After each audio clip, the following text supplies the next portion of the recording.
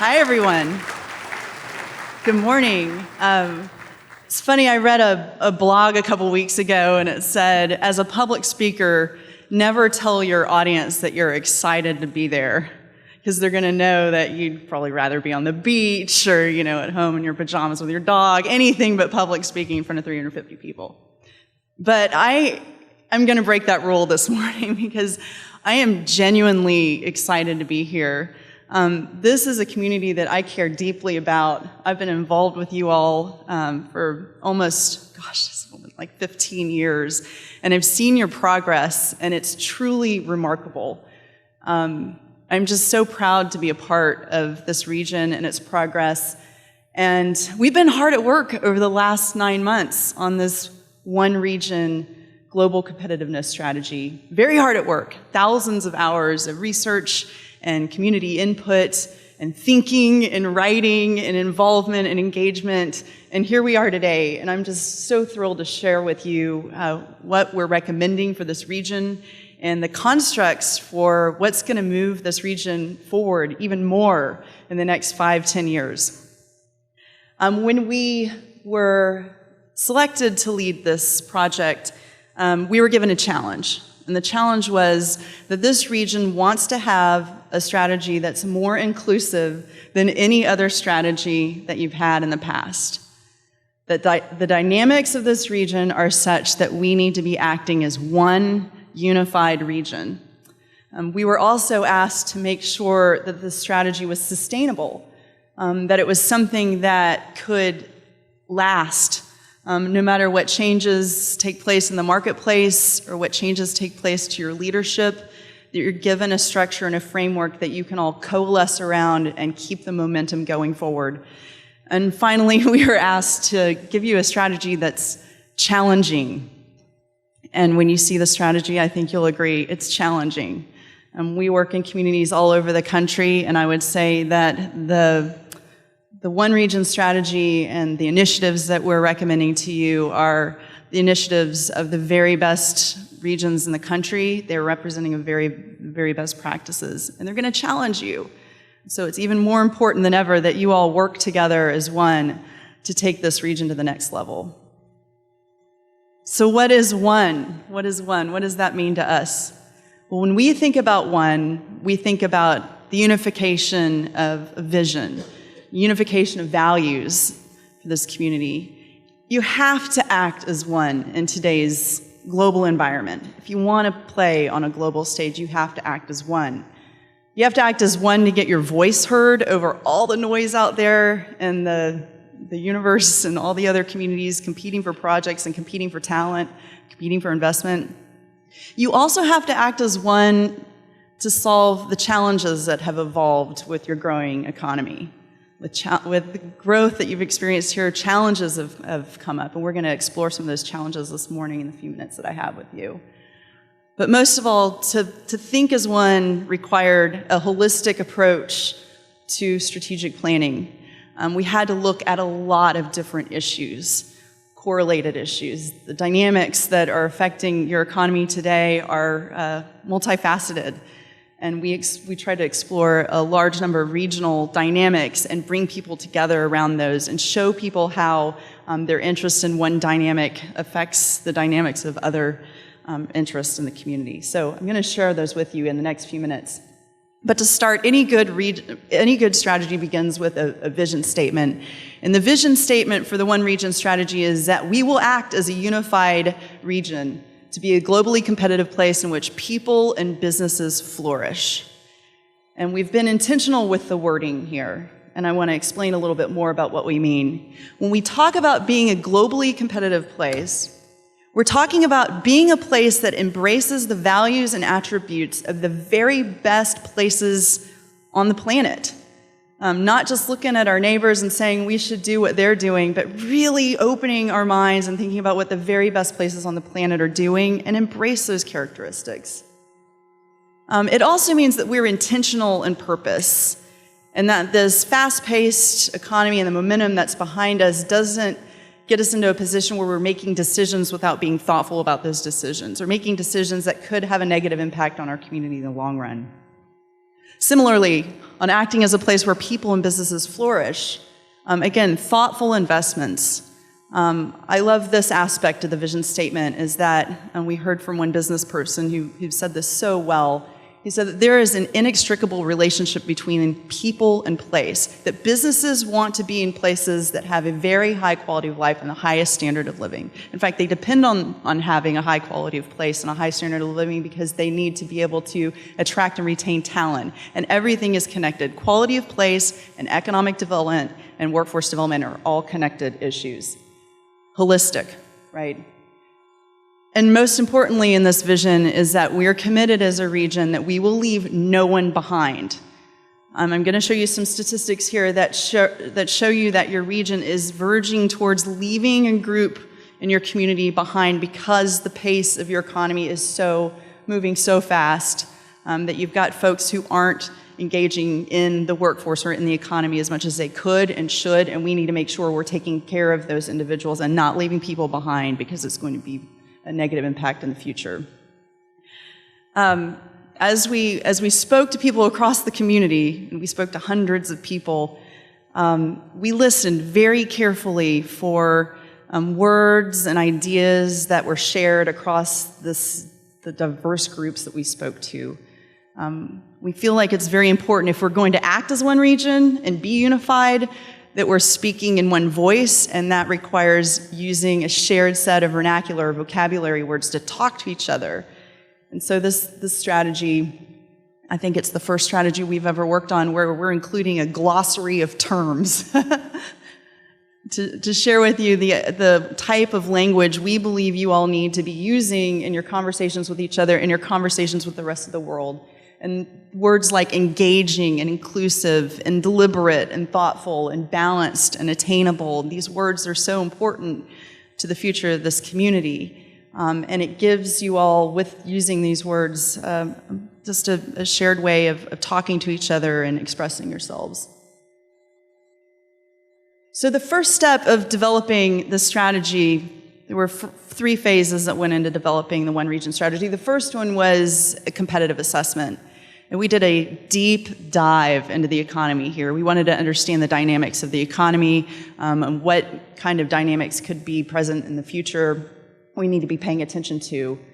There were 8 regional dynamics that surfaced, and the regional dynamics included affordability, the momentum of our economy, equality and equity, global fluency, infrastructure, which is, by the way, top on everyone's minds here. I was stuck in traffic this morning coming here, and I totally get it now. Innovation and entrepreneurship, quality of place, and talent. And we defined these 8 regional dynamics early in the process, and throughout the process, we considered ways that what we were recommending could influence these dynamics, whether it was to seize on opportunities that they present or to address challenges that they present. And I'll show you how this works here in a sec. But I want to share with you some of the findings. So when we worked on the Opportunity Next strategy, and that we began that in, I think, 2010, what was going on in 2010? The Great Recession. And top on everyone's minds then was what? Jobs, jobs, jobs, jobs, jobs. That's all we heard. We want jobs, we want jobs. So we created a strategy that created jobs in this community. And since then, 1 out of 4 jobs created in the state of South Carolina have been created in these 3 counties. That's absolutely remarkable. But what happens? And your unemployment rate is at an all-time low since 2010. So you're doing well. But what happens when you start creating jobs and getting that kind of economic momentum and that kind of very fast-paced change? Challenges happen. Things that we haven't faced before. There are challenges associated with growth. And so the strategy had to make sure that it addressed the challenges as well as continued the momentum of our economy. So I'm going to share with you some of these challenges. These are just a few of the data points that came out of the competitive assessment. We compared the Charleston region against 8 benchmark regions. These are communities that you're either currently competing against or they're communities that are representative of very good ideas in the country. We looked at affordability. That was one of the dynamics that I put up there. Of the benchmark communities, Raleigh, Greensville, Austin, Richmond, Salt Lake City, Nashville, Jacksonville, Seattle, the Charleston region is the least affordable place to be. Is that surprising to you? Do you feel it? Does it feel that way? Do you hear about that? The least affordable place. So this is the percentage of homeowners who are spending more than 30% of their income on housing is over 30% of homeowners. In addition, we wanted to see, well, what's going on with where are our population centers versus our job centers? Because traffic, transportation, we hear a lot about that. There's a lot of congestion on the roads. So this is a map of where there are more people than jobs and more jobs than people. And what you see are the blue areas are where there's more people than jobs, and the red areas are where there's more jobs than people. And what does this show you? Think about the commuting patterns in this region and people having to drive long distances to get to their job centers and get back home at night. This becomes another affordability issue. People are spending a lot of time in their cars. It's very expensive for them to be commuting across the region. These are just regional dynamics. I don't want to bring you down because I promise this is going to end on a high note. But I wanted you to start thinking about where the strategy is coming from. Infrastructure. In terms of miles of roadways per 1,000 people in urbanized areas, this region, the urbanized areas in this region, have the fewest miles of roads per 1,000 people. This might surprise some folks compared to the benchmarks. But guess what happens here?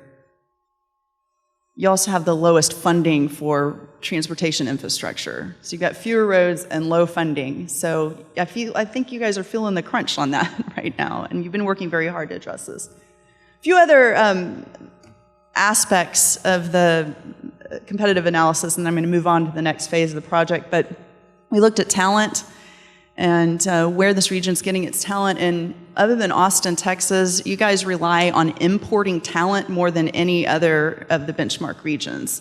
That means you're bringing in a lot of college-educated people to fill the jobs here.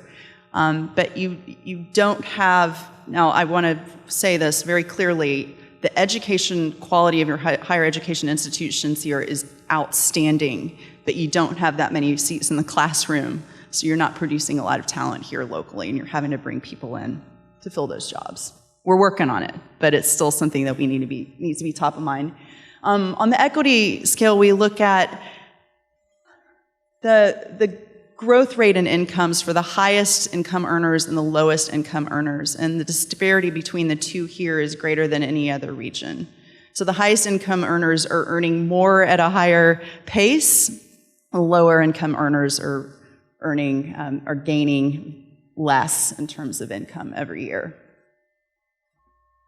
And then finally, we talked about global fluency, so we looked at a few metrics on global fluency. And this is a region with a fairly low percentage of foreign-born population. So you think about these international companies that are here and that are expanding and are making announcements. They're going to be bringing in their workers and executives from all over the globe, and can those people feel comfortable here and feel like this is a region in which they can find peers and find a community? This is something to consider. But I want to end on a high note in terms of the data. Your economic momentum is extremely strong. Your exports per GRP are growing at a faster pace than any other region, in fact, by a far faster pace. So you've got the economic momentum, but there are some challenges that we're going to address. The second phase of the One Region strategy was to identify high-impact clusters, the clusters and the ecosystems that will continue to propel our economy. And we looked at a variety of clusters. When we talk about clusters also, we're not just talking about industries themselves, but we're talking about the foundational assets and the organizations and all the things that you're going to need in this community to help those businesses continue to grow. We recommend that the region focus on 5 high-impact clusters in the next 5 years or so, and a series of niche sectors. So the focus of your activities should be considering the needs of businesses in the advanced logistics field, aerospace, automotive, life sciences, and IT sectors. And the strategy goes into a great amount of detail about how to support these clusters. In fact, we actually have a game plan or a roadmap for each one of these high impact clusters that says what to do to support them, how to market to them, how to develop a workforce for them. So the final phase of the strategy and what we're really here to present today is the one region Global Competitiveness Strategy, and it takes into consider all of those things, the regional dynamics and the interplay between those dynamics and the high impact clusters and all the public input that we've received. In fact, as Ken alluded to, we've had an overwhelming amount of public input from the 74-member advisory group that we met with on each one of our visits here and who really helped us form the strategy, to a public survey that we conducted. We had over 500 participants in that. We read every single response to that. We had over 260 people participating in interviews and small focus groups, and plus a large variety of workshops all throughout the entire region and every county with various interest groups. So we really reached out in the community and tried to get the broadest perspective we possibly could to develop the strategy. So I shared the vision for the strategy earlier, but now I want to talk about the framework for this strategy. What's going to hold the strategy up over many, many years? How are we going to sustain the strategy? And this strategy is based on a series of community values. We're calling this even a value-based strategy. As I said earlier, when we talk to folks in the region and we listen for the specific vocabulary words that they're using, we also listen for things that they talked about aspiring to have happen, things that they wish would happen in the community. And as we're sitting there and kind of taking a step back and taking all the input that we received, we started seeing these themes evolving, that people wish, no matter where they come from in the community, what group they represent, they share the same values. They want the same things from this community. And so the values are what's going to drive the one region strategy. We say, why a values-based strategy? Having shared values across the community allows for much more inclusive participation in one region. It also expresses our commitment to regionalism, to being one. We share these 4 values. We strive for these 4 values to be widely known and embraced by the community. It also allows you to have a more lasting, transcending strategy. So no matter what happens in the community, if you all share a similar set of values, you're going to stick with those, and you're going to prevail over challenges that come ahead of you. It's also adaptable. So you might be able to accomplish specific goals or actions within the strategy, but the values are going to stay the same. And I'm going to show you what I mean, and we're going to go over each one of these values here. So the first, the first value is that our region values having a strong, resilient economy. And what we mean by resilience is that this is an economy that's diverse, it's robust, it has opportunities for all, and it can prevail over whatever economic trends take place in the marketplace. Within this value, and you'll see this with each one of the values, we have a value, we have 3 goals related to that value, and then in the strategy, which I'm not going to go into all that detail today, but you'll have access to that, there are a series of recommendations and tactical action items for accomplishing the goals, but knowing that all of the goals and all the actions reinforce each one of these values. So the first value being our region values a strong, resilient economy. The goals related to this are making sure that we have, first of all, a very robust support for our entrepreneurial ecosystem, that we are focused on growing businesses here at home, focused on supporting entrepreneurs and startup companies. The second one is nurturing and nourishing, of course, the health of our existing businesses. Existing businesses are going to contribute the majority of your job growth here in the region, and we need to take care of them. We need to listen to them and respond to their needs. And finally, we need to target a goal of targeting investments to make our high-impact cluster ecosystems even more robust and dynamic. This also includes going out and telling our story to the world and getting more interest of companies to invest here. And I like to refer back to those regional dynamics. Like I said, they weave throughout the strategy. So for this value, our region values a strong, resilient economy. It really addresses our economic momentum. dynamic as well as our innovation and entrepreneurship dynamic. Okay, our second value is that our region values having attainable opportunities for all residents to live, learn, and earn. And this value speaks to our desire to have high-quality education for all residents in our community, from K-12 all the way up through higher education. Our other goal of making sure that we're aligning what we're teaching for with the needs of our businesses, and we're anticipating the needs of businesses and adapting our education and training programs to meet those needs. And finally, that we're adopting smart policies and practices to make sure that that everyone in this region can attain a home, that they can have a home to live in. And that's a lot of times policy decisions in these communities to make sure that we've got the incentives and the public policies and planning in place so that we can have affordable homes. We're going to get to talk to Michelle later on about this on the panel discussion. I'm excited about it, Michelle. And this value speaks to the regional dynamics of equality and equity as well as talent. So you can see that we're trying to fill in and address all the regional dynamics that we've been exploring. The third value is that our region values balancing our growth with nurturing our unique character.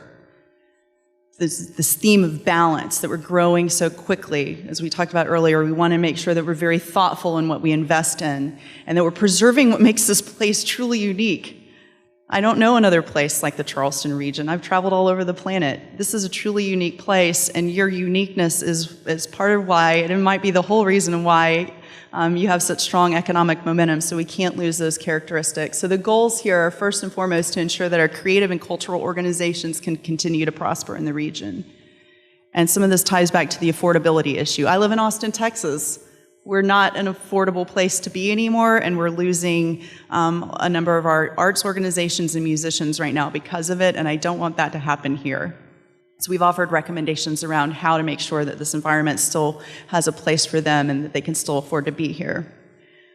The second goal related to balance has to do with embracing a regional approach to our natural planning for our natural environment, and that we're coordinated there.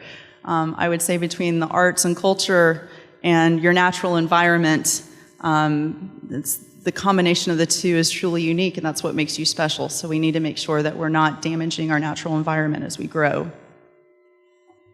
And finally, and which is part of this, is setting the goal of getting population centers and job centers closer together. I think that's going to address a number of the challenges and dynamics that we've been facing. Remember that map I showed earlier with the blue and the red, and seeing that they're very distant from each other right now. We need to embrace policies and practices that encourage job centers and population centers to be closer together. And this value speaks to the regional dynamics of quality of place as well as affordability.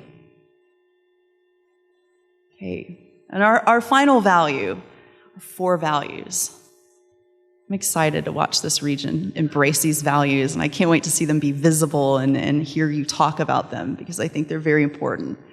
Our region values being a connected community, and all the conversations that we had here and the input we got from stakeholders on our survey, the theme of connectivity came up over and over again. We want to be more connected with each other. We want to be able to have closer communications with each other, to be able to work better together. We want to physically be able to connect the areas of our region that sometimes we can't do because the transportation congestion is too much, et cetera. So being a connected community involves a number of things. The first one being that our region invests in infrastructure that connects us to each other in a more balanced, efficient way.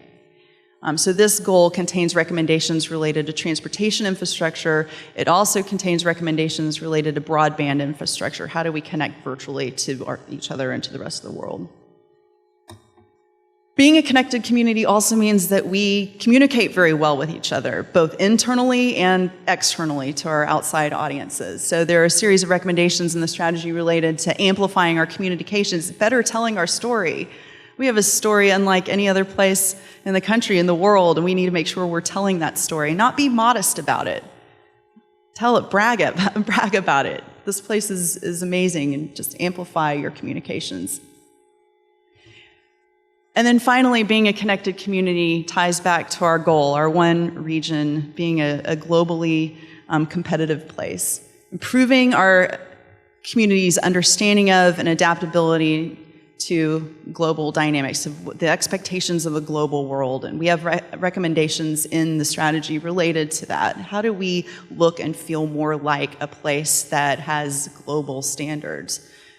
That feels like a place where our international visitors and our talent that's coming in can live and work and find a community, and that our international businesses feel like they have a home also. So being a place that meets global standards and connects with the rest of the world even better than we already are.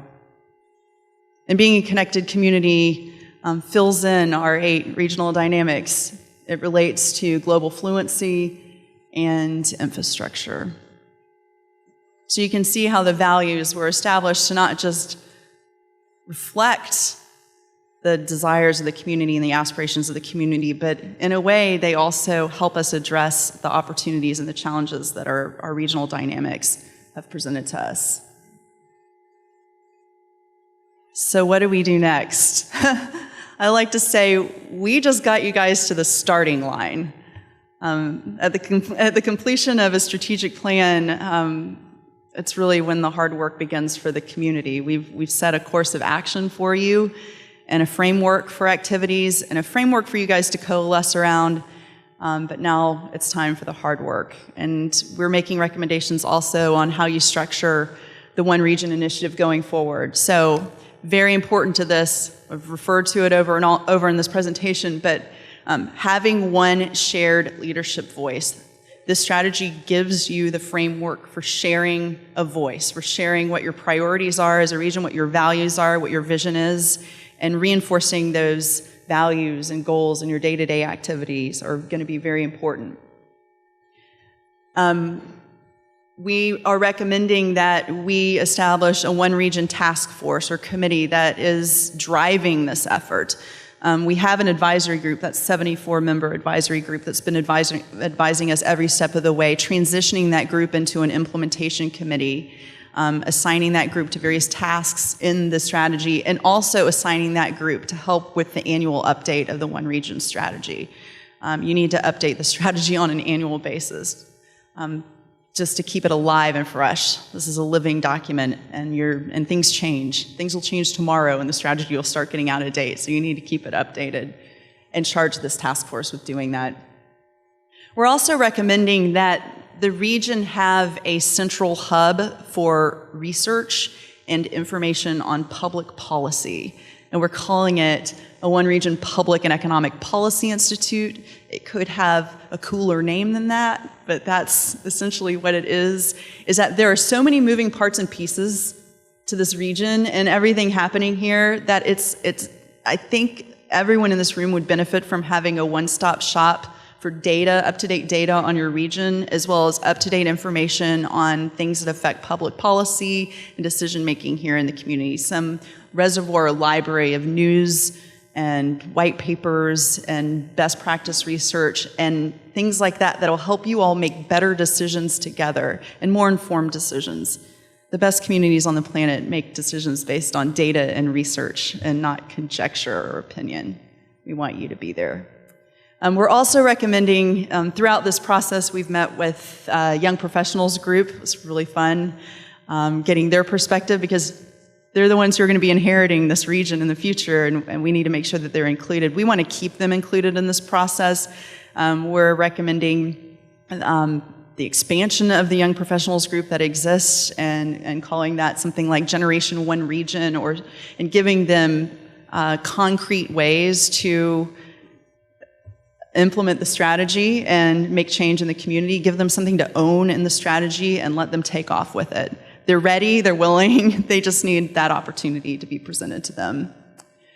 And then finally, with any strategy of this scale and looking out across the country at other communities that have implemented global competitiveness strategies in a successful way, there's a dedicated staff person or two to helping coordinate implementation, bringing people together, facilitating conversations, and I believe you're going to need a dedicated person to help implement the strategy as well in a coordinator and facilitator role.